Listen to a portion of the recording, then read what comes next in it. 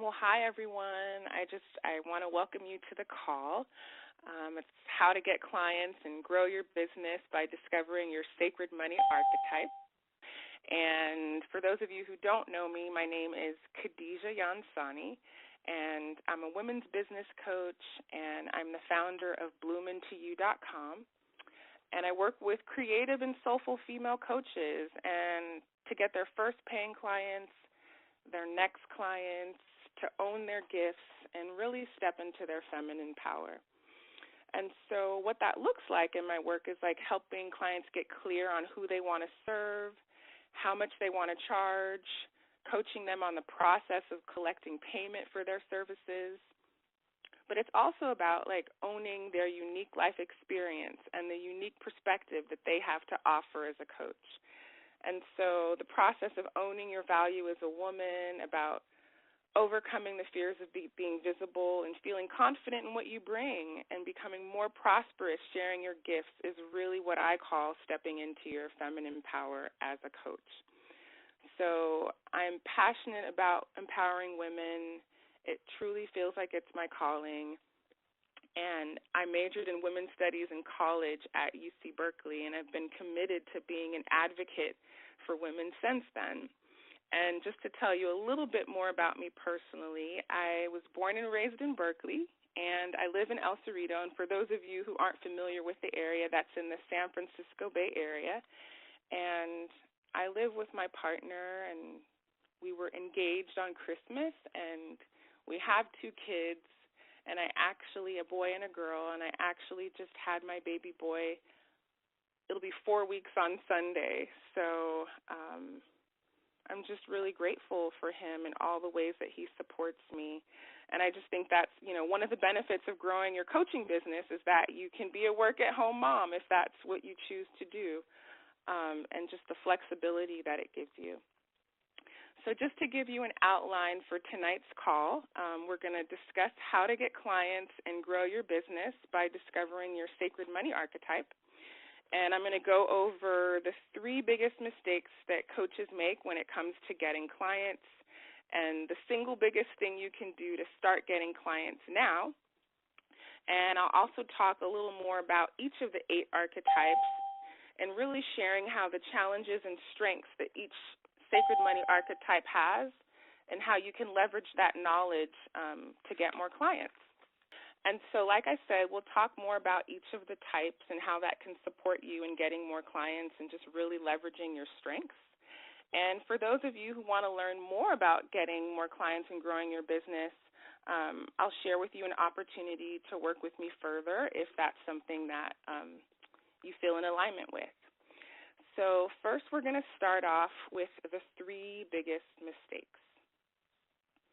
And you really don't have to feel bad if you're doing any of these things. Like, I feel like I did all of them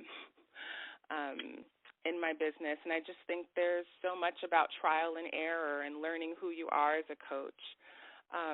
So we'll start with mistake number 1. And so mistake number 1 is really not telling people that you're a coach and that you're actually available for hire.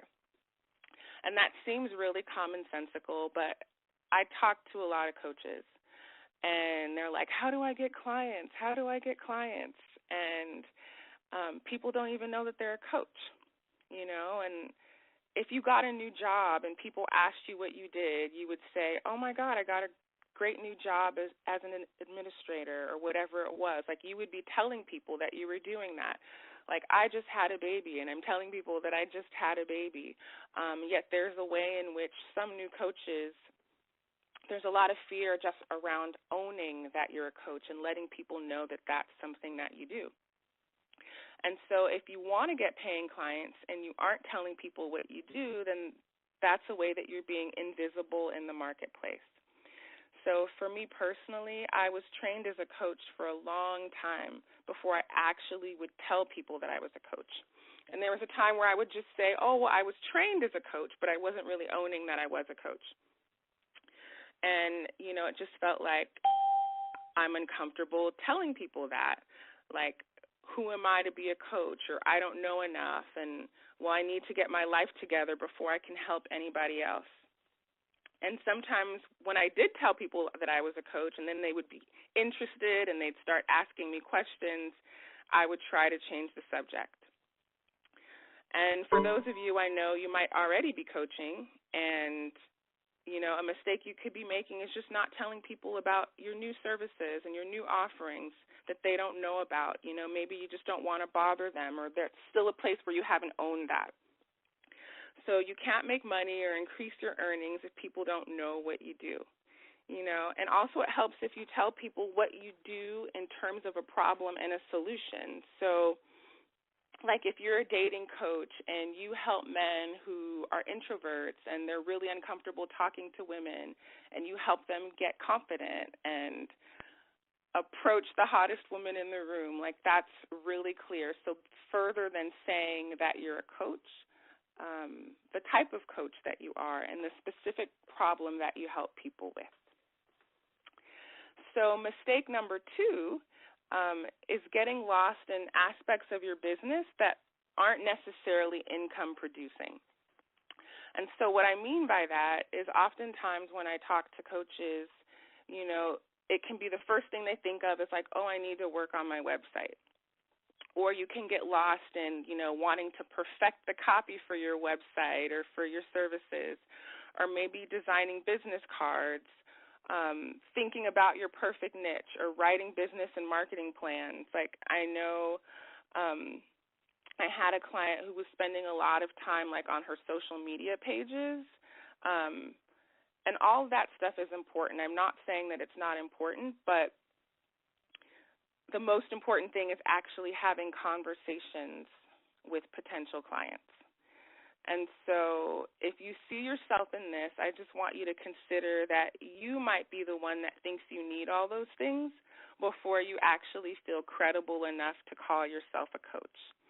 And I believe that at the core, what coaching is, it's a conversation.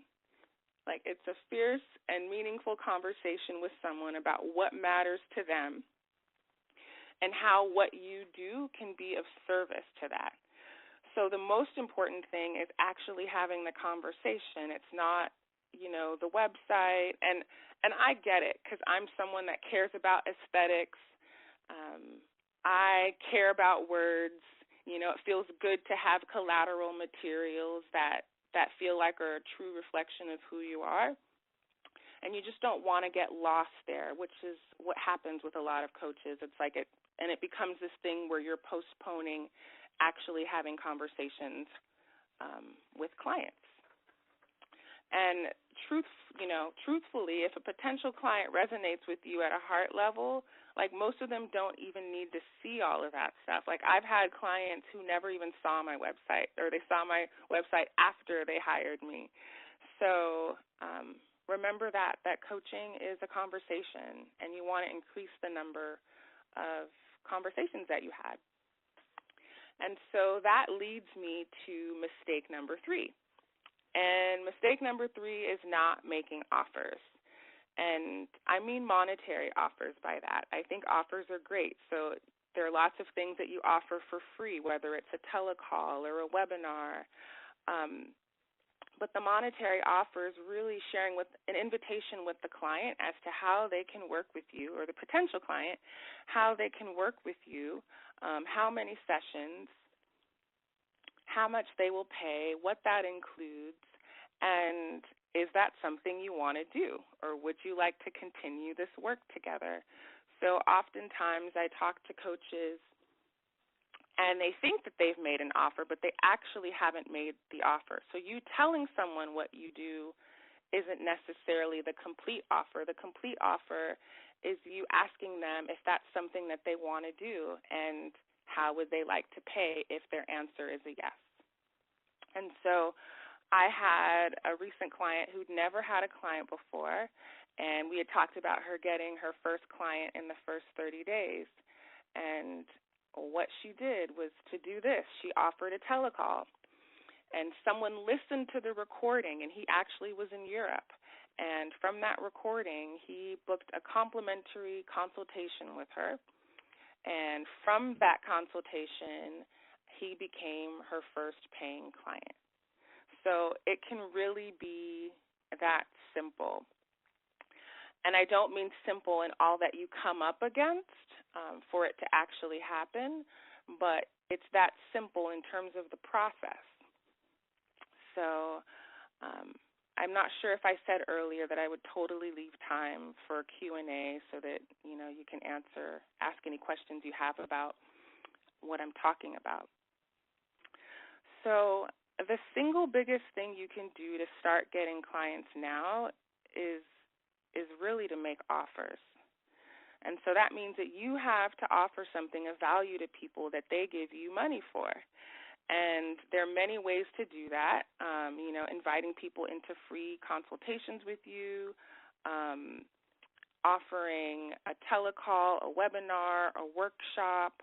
And it's important that you have at least one paid offering that you know by heart, that you can say off the top of your head and not have to think really hard. Like, for example, it's 10 sessions for $9.97, and would you like to get started today, and how would you like to pay? And so one thing to look at, if you've never had a client or you'd like to get more clients, is to ask yourself, like, how many offers am I making? Am I producing or participating in any events that would allow me an opportunity to make offers? So the single biggest thing that you can do right now is to look in your life.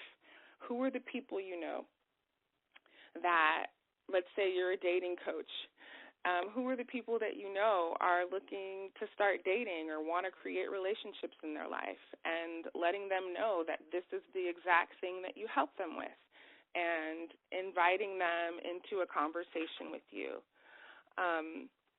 So you really want to look at the different communities that you're a part of, whether it's your yoga community, your church community. Like, oftentimes we think, you have to go outside of yourself to find clients, and I'm inviting you to look inside of your life already.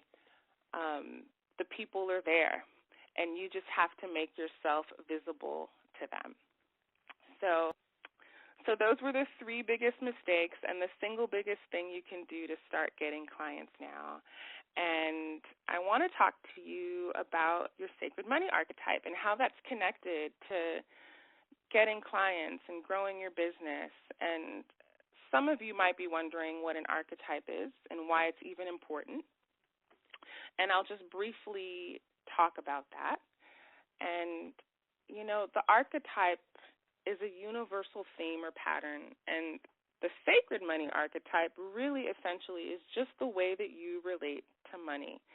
And as a coach, that means like how you feel about making sales. How do you feel about telling people what you do? What comes up for you around charging for your services?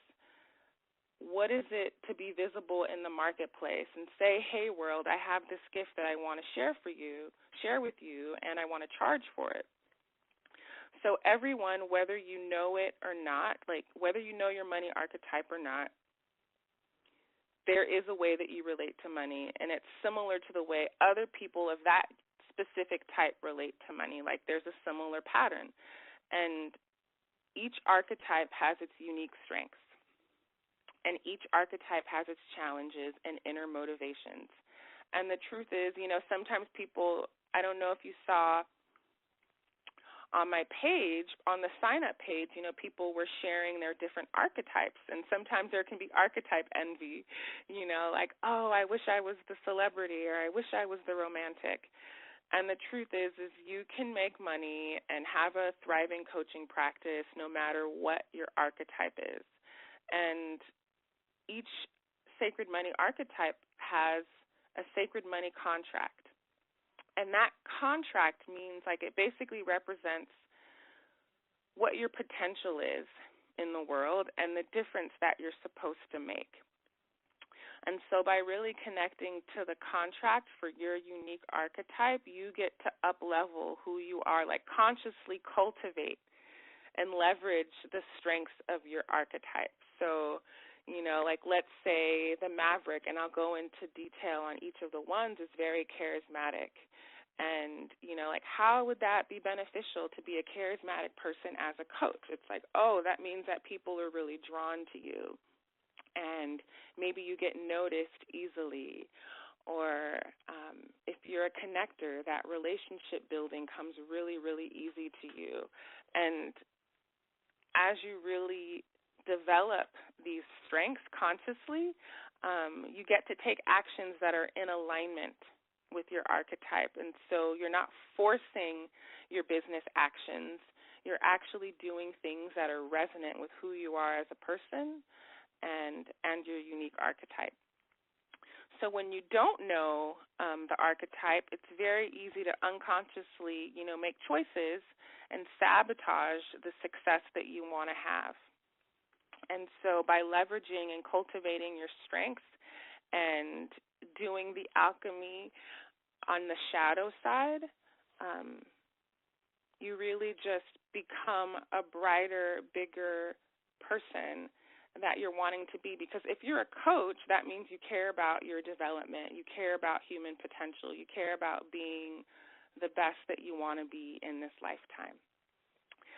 So I'm going to give you a rundown on all the types, and I want you to listen to them all because you may notice patterns with the people in your life. Like the things that I say, you might say, oh, my partner is this way, or that sounds like my client. I'm a celebrity, and I'll be telling you a little bit more about that type, and I found out that, my partner is an alchemist, and it gave me so much compassion and appreciation for him because we do have an archetype in common, but we view finances differently, and, rather than being upset or irritated by the way he sees things, I was actually able to oh my God, look at his strengths and how beneficial they are to me and the things that make us compatible as partners because of those strengths. So when you're doing the archetypes, basically we work with the top 3 archetypes because they're the most influential. And I know some of you said that you had a tie with some of your archetypes. So the way that you break a tie is asking yourself the question. So let's say you got connector, ruler, and then there was a tie in third for nurturer and celebrity. So you'd ask yourself, which archetype would support me in creating the financial freedom that I want at this point in my life. And so based on your answer, you would pick that archetype to go into third place, and the other archetype would go into fourth place. And you don't really need to be concerned with the ones below the top 3 archetypes, but if you have other ties there, you would just do that. You would just pick which archetype would create the most amount of financial freedom, or it feels like your access point to financial freedom right now in your life, and then the next archetype would move down. So I hope that makes sense. I will leave some time for Q&A, and so you can ask me questions about that. So I'm going to start by introducing you to the ruler. And so the ruler is like your inner empire builder, and they illuminate your desire to achieve. They're very driven. And they have an inner fire or drive to create that makes them unstoppable. And they're incredibly passionate and are able to make a huge, big impact for others. And there's an energy around them that feels unstoppable, and they're able to support others in creating significant income, whether that's through their business and through how they show up. So for the ruler, money often is their measurement of achievement and success, so that kind of drives them. And they love to strive and to challenge themselves to push their own limits of what they think is possible. and they're often seen as a leader because of this.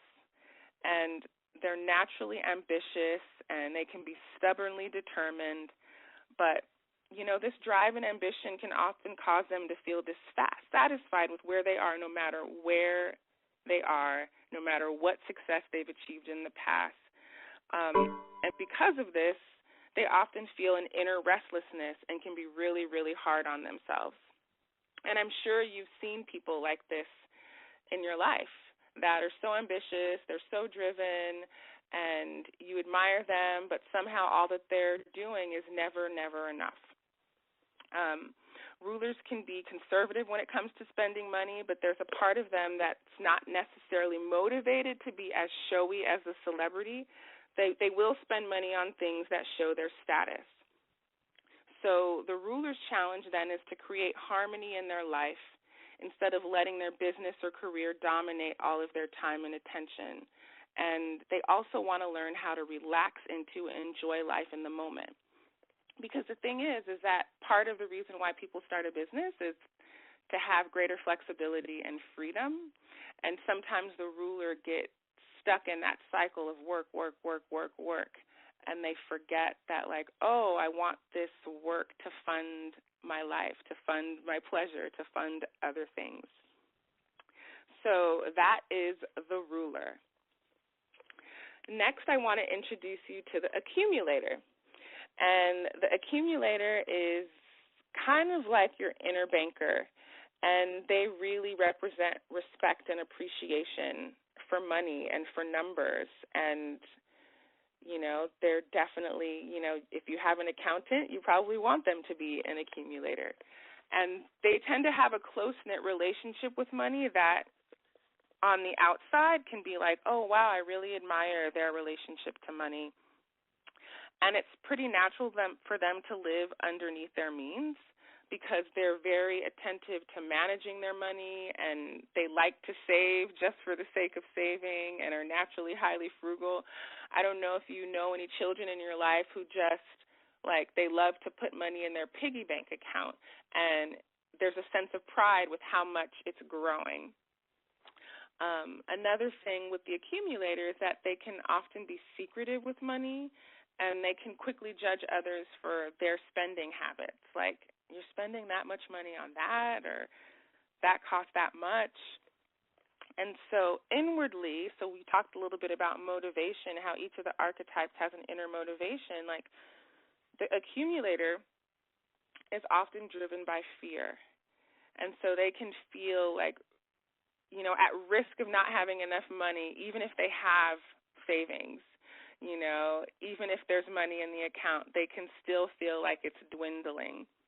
And sometimes even spending small amounts of money can cause the accumulator to feel stressed or anxious or guilty. And so, they really see it as their personal responsibility to make certain they can take care of themselves financially, and they don't really want to trust anybody else for their financial security. So, this whole thing of wanting to depend on other people to be taken care of, that feels really vulnerable and scary for them. And so the accumulator's challenge is to allow themselves to expand really how big they can see themselves and what they could actually accomplish if they weren't holding things so tight. So when they do that, they can create more opportunities for themselves and greater opportunities for wealth and to live a richer life. So that's the accumulator. And so next up is the connector.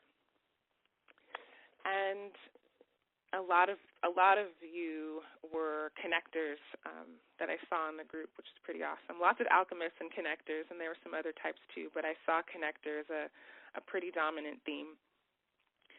So the connector is an inner relationship creator, and each archetype illuminates certain qualities. And so for the connector, it's all about faith and optimism. And, connectors can have faith that money's always going to be there, and that attitude kind of keeps them free from stressing really hard about money. So we just talked about the accumulator, like sometimes there's a way in which that they can stress about money even if they have it. But the connector's attitude can be, I'm always going to be taken care of. And so there's an innocence to them. And the positive side of that innocence is that they don't live in a constant state of worry about money concerns. But the downside is that they can easily be taken advantage of. And, they often find themselves where they're blindly trusting the handling of their affairs to other people, like whether it be a partner or a parent or, a friend, someone else in their life. So the connector, sometimes money is simply something they don't really want to think too much about or they even care to think about too often. So, but inside, like deep inside, remember, like they can harbor feelings of inadequacy or disempowerment. And so the ultimate empowerment with money for the connector will come easiest when they focus on transforming their personal relationships into financial flow. So what that means is you have all these connections, and so as a coach, it could be like, oh, there are people in your life that could refer clients to you, or there are people that you want to JV partner with. So it's really about leveraging your ability to have great relationships, people that want to spread word about your events because of their connection and relationship to you. So, connectors can excel at creating relationships and partnerships that can bring them new financial opportunities, business, and clients. And so the important thing for a connector is to stay focused on being appropriately compensated. So because I was saying, remember that they don't really like to think about financial details sometimes, and sometimes it could even slip their mind to ask for money. So the empowerment and the edge for the connector is to get more hands-on involved with the financial details of their life so that they can create wealth and prosperity along with like a healthy sense of self-respect and self-worth, because when you're able to do that, there's an empowerment that comes from that. So next up is the alchemist. And the alchemist is like the inner idealist, and they represent and highlight positive change. And they're fascinating because they have a love-hate relationship with money. And, sometimes they speak badly about making money and the unfairness that exists in the world, that some people have so much and it's not fair that some people don't have anything or not much. And so they have a gift for being amazing at creating ideas that can transform people's lives and transform the world at large. And even when it comes to business, like a lot of coaches that are alchemists, like they have altruistic ambitions and they want to help other people and really be of service. And so that can be a bit of a struggle. It can be a challenge for them. And alchemists can feel frequently attracted to unconventional or alternative ways of making money. And even being a coach is alternative. Being self-employed is alternative. So because of this, they can be powerful champions of others, and they're great at helping other people see new possibilities in a fresh light. Some of the challenges are is that they can be impatient. They can even be annoyed or angry that they have to deal with money. And that resentment can be a powerful block for the alchemist. So, as coaches, that's definitely something that I hear. Like there can be resentment that, about charging. There can be resentment around sales. But they're in coaching because they want to make an impact and make a difference in people's lives. So that's something to overcome. And so because of the duality of the alchemist nature, they can find themselves in situations where, they're dependent on others. So that can be that's something for them to really work through, because the empowerment comes from, knowing that you can do it yourself and that you don't have to depend on others for money, and that they can create their own financial independence. So the challenge for the alchemist is to direct their energy to monetizing, because they have so many ideas. I could do this, I could do that, what about this? But really learning to carry one idea through to fruition and monetizing it, and realizing that when they do that, the impact that they can make, that they're able to be of service in a much, much deeper way. And they can actually contribute rather than being angry that they can't contribute. So doing this will help the alchemist transform their amazing ideas into financial success that has purpose and meaning for them. So we have 4 more, and then I will open it up for Q&A. So next I want to introduce you to the Maverick. And the Maverick I think I saw there were 2 people that were Mavericks on the sign-up page. The Maverick is an inner rebel with a cause, and they highlight that risk is essential. As coaches, we have to take risks, whether that's stepping outside of your comfort zone, messing up, being visible. All of that's a risk. Maybe you make an offer and no one's interested. So the Maverick is highly creative with money and loves to turn it into a game they want to win. And they tend to have a natural ability to understand and feel comfortable with complex money transactions, and they're often looking at how to gain the financial advantage in a situation.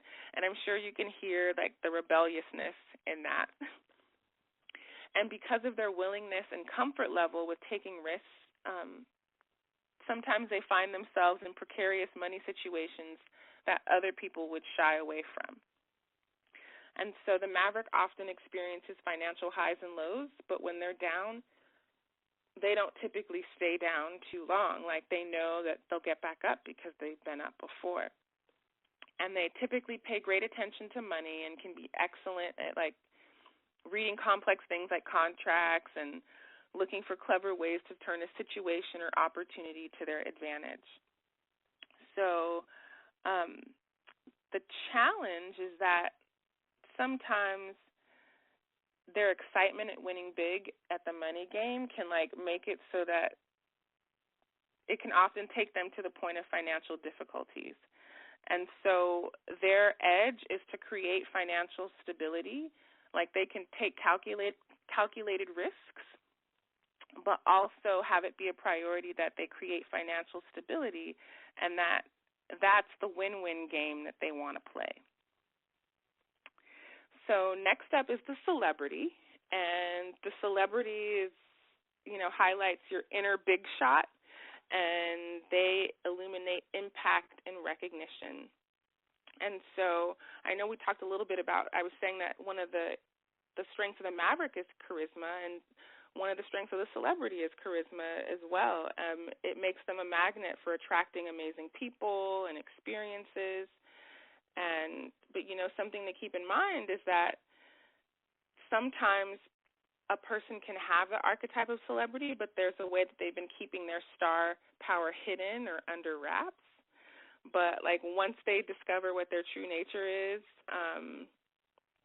and are really willing to show up, they can do that in such a beautiful and brilliant way. They love to create a lot of attention for themselves. And I just want to say here, as you're listening to each of the archetypes, it's think about, if I were to lean into this more, how would this show up in my coaching practice? So one of the words that come up, with the celebrity is impact and recognition, is also visibility. And this is for all the archetypes, but, what are ways that the celebrity can maximize their charismatic personality to be more visible in the marketplace? So whether that's, doing videos or doing live events, the thing with the celebrity is that they appreciate the doors that money can open for them. and they can often be a natural-born leader. The challenge is that while they're often amazing at creating money or attracting it, they can overspend and spend everything that comes in. So even though they might often appear confident on the outside, inwardly they might be compensating for having felt criticized or not good enough in their younger years. So leaning into the spotlight, leaning into visibility is one of the ways that a celebrity archetype can grow as a coach. So next up we have the nurturer. And the nurturer is like your inner sponsor. And they're really about highlighting caring and compassion. And they really desire to be of service. And that often inspires them to give and be selflessly generous. And if someone has a need, they're there to help out. But sometimes it's even at the expense of their own well-being, their own time, their own energy, and even their financial stability. So, they might give money to someone else that they need themselves. And the challenge with that is that, the nurturer can often create enabling relationships. So that means that you're not allowing other people to step into their own power. And whether that's a partner or a family member, even a client, like a coaching client, like not having faith that they can come up with the funds to pay for your services, or really taking, like, let's say, not believing in themselves, or paying attention to their victim story, that the nurturer can be enabling and not see them as completely powerful. So, them being of generous nature can cause them to default into turning themselves into a bank if someone, that's important to them has a need. And it's not uncommon for nurturers to create debt because of giving money to others. They give their time and attention to the needs of others to such an extent that they have nothing left to give in their life, career, business. And so the way that might look for the nurturer is really overextending themselves in their practice and feeling burned out.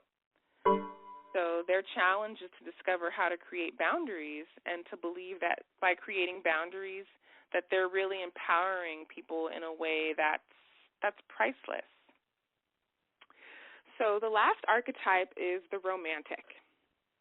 And the romantic is your inner hedonist, and they're all about illuminating the pleasures of life.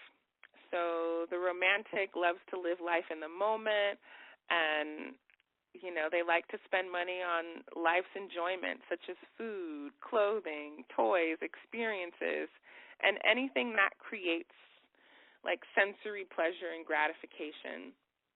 So for the romantic, money is not often at the top of their mind, and it's seen kind of like as a distraction. And the thought of not buying something can cause feelings of resistance or defiance. So, oftentimes romantics have this idea of like, I deserve it, or I work hard in my coaching practice and I deserve it. So usually when a romantic is motivated to save money, it's when there's something specific they want to buy.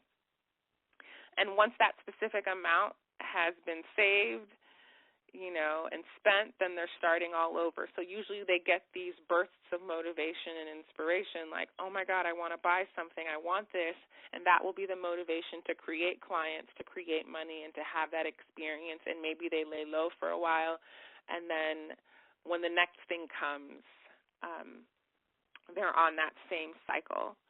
So the challenge for the romantic is to avoid creating a feast or famine lifestyle. That could be a feast or famine coaching practice, and to really create a more secure financial future for themselves, where they feel like they're having it all, where they have financial security, but they're also really able to enjoy the pleasures of life because that's so important to them. So congratulations. You have been thoroughly introduced to each of the 8 sacred money archetypes, and I hope that gave you some more insight into your unique archetype. So I decided to offer something pretty cool for this group. It's an opportunity to have a private one-on-one Getting Clients Discovery session and Sacred Money assessment with me at no cost. It's a $300 value, and even if we never talk again after this session, you will walk away knowing your next best action to take to break through your client and income challenges, and how working with the gift of your unique archetype can help you in your life and business. There is one catch. You do need to qualify, and sessions are scheduled on a first-come, first-served basis. So, I would really invite you to schedule right away if that's something that speaks to you. And here's how you know if you qualify. You qualify if you're really ready to massively up-level your conversions and your sales and stop letting ideal clients slip through your fingers. It's for you if you want to learn an empowering and authentic way to sell that's a win-win for everyone. It's for you if you have a specific income goal for the next 6 to 12 months and you're really serious about reaching it. And it's also for you if you just really value this offer and you really want to fully commit to showing up for your Getting Clients session, ready to take action on the suggestions you receive.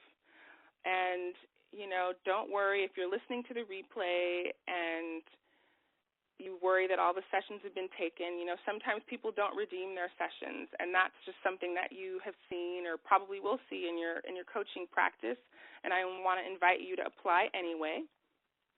So if you qualify, you can fill out the form at bloomintoyou.com/go, and that's BLOOMINTOYOU.com/go, G-O, and I'll also email the link.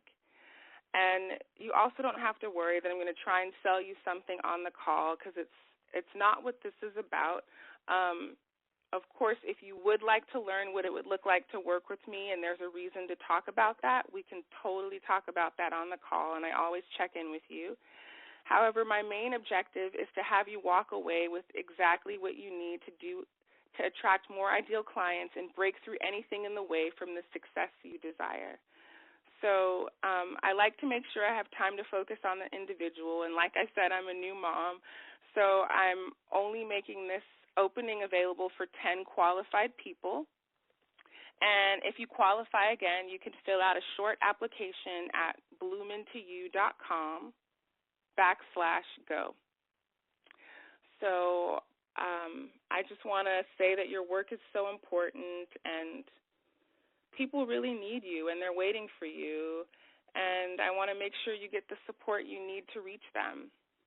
So we do have some time left to answer any questions about the archetypes, about the biggest mistakes, and I'll open the call line, and those of you that had your hands up, I'm happy to answer your questions now. Muted. Kadidja, it's Tree. Hi. Hi, Tree. I wasn't sure if I was doing this right. No, you're doing it. Good. I don't know if this is appropriate, but it's. I have a challenge with a client who I'm supposed to coach tomorrow, and I just connected to this nurturer type of me, and so I'm feeling kind of naive around finances. So would you can always tell me if it's not something we need to do offline or not, okay? Sure. I'm not sure I understand your question. So are you saying that you are a nurturer, or you feel connected to the nurturer? I am a nurturer. I am a nurturer, and I'm having a challenge around collecting money from a client. And so there's a struggle that I'm going through around, maybe I'm being naive. I'm not sure if that's a naive one. In trusting. What's the challenge in collecting money with him? Well, I made a mistake up front. My coach, I remember you suggested, getting a credit card right away. But actually, I sold him a 3-month package, and we decided to break it into 3 payments, monthly payments. And so initially there was he wasn't sure, where he was going to get it from, possibly a credit card. And so that was the first free session that I gave him. And anyway, bottom line, he wasn't getting my emails. Something was wrong with his email address when I sent him the contract. And then tomorrow will be our 3rd session, and he still hasn't paid. And so last week I said to him, it's kind of like that dance of you want to be there to support him, and you don't want to, but you also need to get the payment. And so I said to him, he said, I'm going to just send you a check. And so I have yet to receive a check from him, and we have a session tomorrow. And I just don't. So you're saying that this would be your 3rd session, and you haven't received payment. Okay, great. Yeah, I haven't had that happen ever. Yeah. Okay. So as the nurturer, right? So one of the big things with the nurturer is about setting boundaries. Right. And so I have my thoughts. I have my thoughts too, but yeah, if you were to set boundaries, and knowing that we talked a little bit in the description about one of the challenges with the nurturer is enabling. Yeah. And so how can you be caring and compassionate first with yourself, and how can you encourage him to step up? So based on that, if you were I was going to call him today. And not wait until the appointment tomorrow. Tell him, check in with him and let him know that the prepay was just that, a prepay. And I've understood that I've been patient with, so I don't want to turn him off, but I just want to be clear, is this guy, getting some free sessions from me? I mean, there's a part of me that's starting to question that. Yeah. Because I also have that other archetype. So he is getting free sessions, and it doesn't but what I'm feel saying good. is it intentional? What I'm saying is, am I being, taken advantage of? I also have that alchemist unfairness type too, so they're both kind of talking to each other, and I don't know what to do. Yeah. Right. So I think that you do know what to do. Yeah. And it's not that you're thinking the worst of him. Sometimes people are forgetful, but this is about you. You stepping into your power as the nurturer. So how would you like to move forward with that? Well, yeah, pardon me. I want to call him tonight and say, Dave, I noticed, I know we have an appointment tomorrow, 3rd session, and I still haven't received a check from you. Well, part of me wants to ask him if he mailed the check when he mailed the check, but the bottom line is last Thursday is when we had the session, and I still haven't received it, and he's, only a couple of cities away. You know what I'm saying? So there's a part of me that wants to postpone our appointment tomorrow until I get payment, Beautiful. There you go. Yeah. It's hard. Yeah, I know. It is hard. But what's the gift when you actually do that? Oh, I take care of myself, and I set good boundaries with him. And if there's any chance that I am being taken advantage of, I haven't given him, I don't give him another $100 session for free. Exactly. I do need to remind him that this is a prepay, and the purpose of it, and I've let this go because of, the situation. But I'm thinking, am I getting taken advantage of here? Purposely, Yeah. Yeah. And so, Thank you. The nurturer illuminates caring and compassion, and if you were to do the session again, would you be demonstrating caring and compassion towards yourself? No, I have that resentful, the alchemist part, yelling, saying, "What?" Yeah. So thank you. I know what to do. Thank you. Thank you for asking your question. Okay. Hi, this is Hunia. Hi, Hunia. And I don't have a question. I just want to say thank you. You're so welcome. A lot to think about, a lot to consider, and I'm going to, apply for your to have the consultation. And I just really appreciate this session. Just really grounded for me. Yes. I'm glad. What would you say was most valuable for you? I actually saw myself everywhere. Woo! So yeah, it just really gave me space to just reflect on what I'm up to. And so now I'm just really kind of anxious to go and just reevaluate what I'm up to and come up with some better strategies. pushing to move myself. So I recognize that I have been shying away from my gifts. Mm. And, what's your primary archetype? It was a tie between celebrity and connector. Mm. Okay. And so did you hear what I said about how to break the tie? No, I missed that. Okay. So the way that you break a tie is you pick the archetype that would that you think would support you in creating the greatest financial freedom right now. And so between the celebrity and the connector, what seems like it would empower you the most to create more financial freedom? Celebrity. Okay, awesome. So the way that works is your celebrity would be in first place, and then your connector would go into second place, and then whatever your third archetype is. So when I hear you using words like, you're hiding, and I don't know if you heard me talk about the celebrity archetype, but, sometimes the celebrity is hiding, even though their archetype is the celebrity. And so part of the growth process for you is to become visible in more and more ways that feel in alignment with you. Yes. With your gifts, with your skills, letting people know what you do, showing up on platforms, whether it's, it could be video, it could be blogging, it could be an audio recording, whatever feels resonant for you. But it sounds in there like your celebrity wants to come out. Yeah. Yeah. Awesome. Yeah. Thank you very much. Thank you, Hunia. I want to thank you, ladies, for coming on the call tonight and taking this time out for you and learning more about the archetypes. And, I just want to tell you that your skills are so needed, and people are looking for what you have to offer and what you have to share, and there's enough for everybody. Oftentimes I hear coaches say, like, well, this person's already doing what I want to do, or the market's oversaturated. And there's a unique audience for you that you're meant to serve. And so I hope hearing about the strength of your archetype supports you in taking your next steps.